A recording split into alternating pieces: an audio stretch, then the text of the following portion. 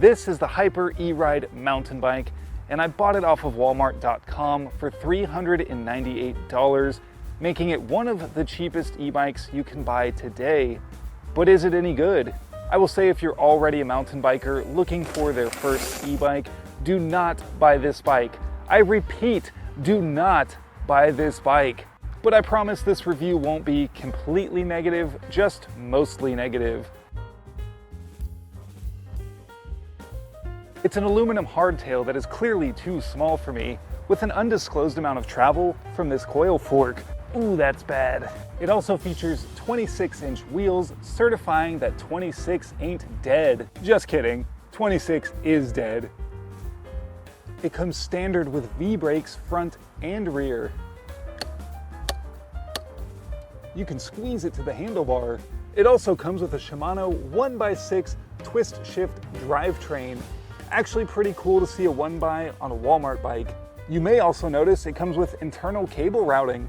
The battery is rated at 36 volts and 250 watts with pedal assistance up to 20 miles per hour. And you're definitely gonna need that motor because this bike weighs 48 pounds. The motor is part of the rear wheel assembly. It's actually in the hub rather than at the bottom bracket of more expensive e-bikes. The handlebar mounted controller gives you 3 assist options, low, medium, and high.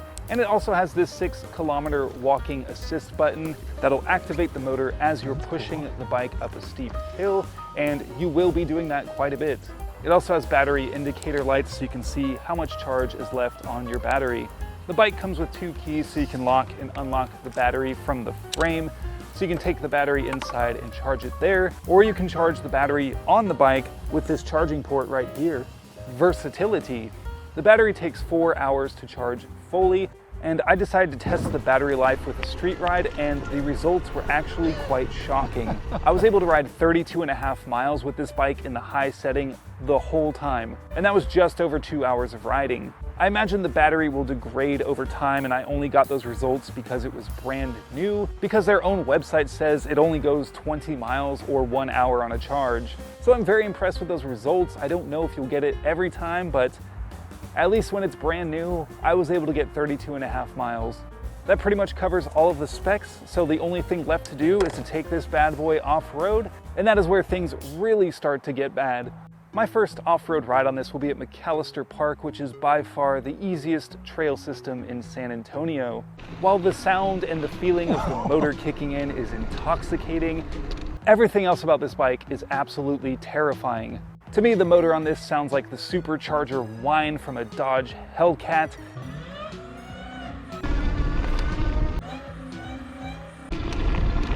This fork bottoms out on pretty much everything, and it just makes the ugliest sounds I've ever heard.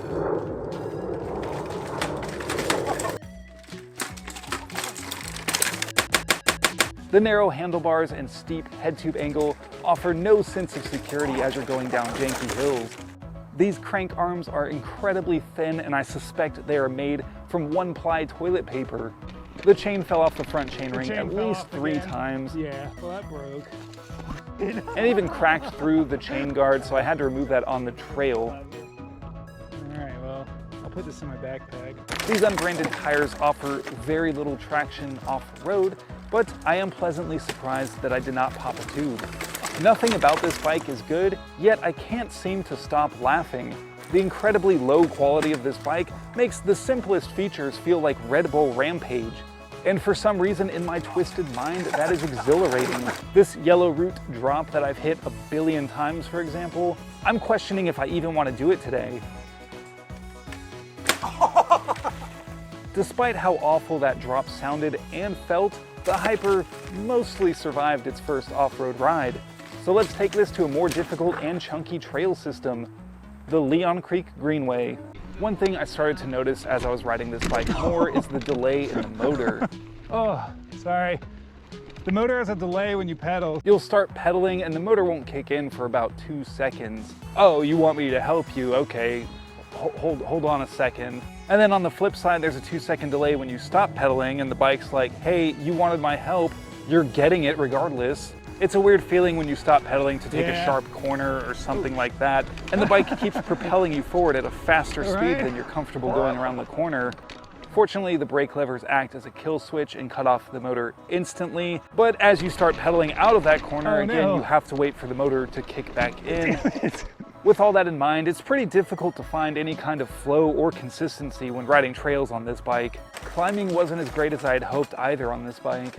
On longer, mellow climbs, yes, it was pretty nice to have that assistance, but once the hills got even slightly steep, the motor was just not powerful enough to offer any useful assistance. Even in the easiest gear, I could not make this bike work up a steep climb. One fun thing we did discover about this bike is that you can ride it without the chain. The chain kept falling off so much that I just ended up riding it like this for a little while, where the chain's just resting on the crank arm. And as you can see, there's no resistance, but the motor was still pushing me up to 20 miles per hour. It's actually a really fun sensation sitting with the seat down, pedaling with zero resistance, and dropping my friend on a $5,000 full suspension bike. Yeah, it's actually easier this way. As fun as that was, little did I know the fun was about to end. We started riding over some rocky sections, and once again the chain fell off, but this time the chain came off inboard towards the frame rather than outboard towards the crank arms. After putting the chain back on, once again I started pedaling and realized the motor was not kicking in. I think I broke it. Because the motor's, oh yeah, it cut this wire in half. Oh wow. The chain is actually cut through the sensor wiring to the motor, so the e-bike is broken. What a dumb and anticlimactic ending to this bike. Also seems like a pretty terrible design flaw. Since this thing only lasted 2 off-road rides, let's just go ahead and do some final sins on it.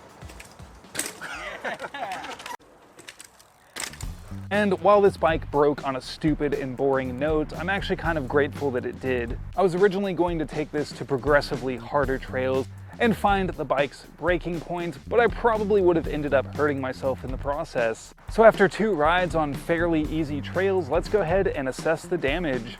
We obviously destroyed wiring to the motor, the broken chain cover, a bent crank arm, and the fork is just completely shot. A fork should not have this much play in it, and I'm pretty certain this would have been the failure point if we kept riding this bike. This bike is incredibly dangerous off-road, and no one should ever buy this thing to ride it on trails. While I'm an experienced enough rider not to kill myself on this thing, imagine a complete beginner that lives somewhere with actual mountains buying this, wanting to get into the sport of mountain biking. The results would be disastrous. It frustrates me that they would even advertise this as a mountain bike because it is most certainly not that. Look, the word mountain is right here. This is not a mountain bike. Don't go mountain biking with this. I can't reiterate that enough. At the beginning of the video, I did say this wasn't a completely negative review, so I guess it's time to say something nice about it. This thing is actually pretty cool for paved riding. Say you're someone who doesn't own a car or you rely on public transportation to get to and from work. If you live in a city with decent enough bike infrastructure, you could buy this for the $400, ride it to work, charge it at work, ride it home. You don't need a license, you don't have to insure it, anything like that. It's a very low-cost entry point into bike commuting. Or maybe you're someone that doesn't care all that much about cycling, but maybe you have a group of friends that's really into road biking or a significant other. You could literally buy this just to ride with them every now and then, and you'll still be able to hang with the pack. This bike does have a lot of potential for commuters, road riders, literally anyone that doesn't go off-road. I do think it's fascinating that a $400 e-bike even exists when a typical bike shop brand e-bike costs at least $3,000, but I've never seen one before under $500. And like I said, as long as you don't touch dirt with this, it would probably be fine. If Hyper ever sees this video, my recommendations for them is to ditch the word mountain. Please just don't market this as a mountain bike. Hyper already does make an e-ride city, but it looks more like a beach cruiser. A couple name suggestions are e-ride Min City, the e-ride Pebble Punisher, that would be kind of cool. The e-ride Road Slayer. The possibilities are endless. Put on some cheap mechanical disc brakes, lose the suspension fork and just put a rigid fork on there, and call this thing what it is, a cheap fun hybrid bike. Thank you so much for watching. I hope you enjoyed this video. I definitely enjoyed making it. Even though this bike is terrifying, it was still pretty fun to own an e-bike for under $500. Don't forget to give the video a thumbs up and share it with all of your e-bike friends. What do you guys think of this Hyper E-Ride mountain bike? Would you ever buy this thing to ride on trails? Or do you agree with me, this thing should never see dirt in its life? Let us all know down in the comments below. Thank you so much for watching, and until next time, stay rowdy within reason.